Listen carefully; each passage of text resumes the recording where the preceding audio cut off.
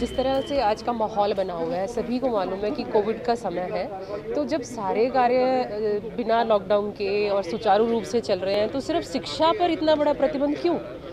तो ऑनलाइन शिक्षा से बच्चों की जो शिक्षा है वो बाधित हो रही है, ये सभी जानते हैं। तो जब स्कूल में हम सब इस बात को समझते हुए शिक्षा को सुचारू रूप से चलाना चाहते हैं, तो मुझे लगता है ये थोड़े से समय का जो बंधन है वो नहीं होना चाहिए, क्योंकि कोविड तो रहने वाला है, ये सब जानते हैं। कोविड ख़त्म होने वाला नहीं है। तो कोविड के साथ साथ हम सभी चीज़ों को ध्यान रखते हुए अपनी शिक्षा को सुचारू रूप से बच्चों तक पहुँचा पाएँ, ये हमारा कर्तव्य बनता है। तो हम उसी के लिए यहाँ इकट्ठे हुए हैं कि ये जो बंधन है हमसे हटाया जाए, क्योंकि ज़िम्मेदार शिक्षा के प्रति हम लोग हैं। स्कूल को जो कोविड की गाइडलाइंस हैं उसको फॉलो करते हुए ओपन होने चाहिए, सुरक्षित रहने चाहिए। अगर लगता है कोई स्कूल फॉलो नहीं कर रहा है तो उसके खिलाफ कार्रवाई होनी चाहिए। लेकिन जो स्कूल इसको फॉलो करना चाह रहा है और वो गारंटी ले रहा है कि हम इसको, अगर लग रहा है कोई केस आएगा तो हम खुद ही बंद कर देंगे। हम खुद ही नहीं चाहेंगे कि किसी तरह कोविड की गाइडलाइंस को फॉलो नहीं किया, अगर उसको चलाया जाए। तो जब हम लोग पिछले 5 महीने से फॉलो कर रहे हैं और ना हमारे यहाँ कोई केस आ रहा है, तो हमें स्कूल खोलने की इजाज़त दे दी। 9 to 12 ओपन है, तो क्लास 1 to नर्सरी to 8 का है। तो हम लोग यही रिक्वेस्ट करेंगे कि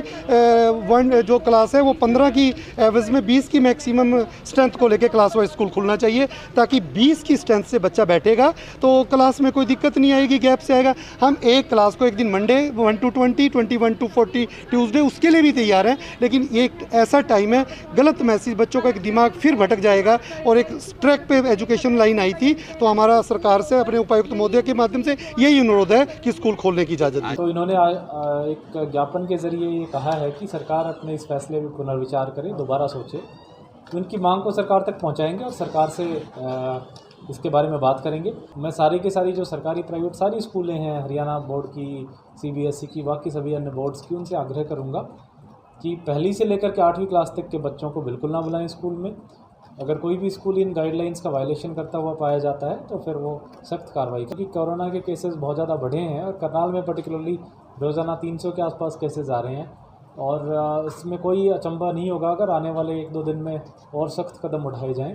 तो इस सिलसिले में, चूँकि बच्चे हमारे छोटे बच्चे होते हैं विशेष रूप से, वो ज़्यादा सेंसिटिव हैं इस चीज़ को लेकर के, तो इसलिए ये सरकार के द्वारा कदम उठाया गया है। फिर भी इनकी बात सरकार से चर्चा करेंगे। तब तक इन्होंने अश्योर किया कि सरकार के फैसले के साथ है।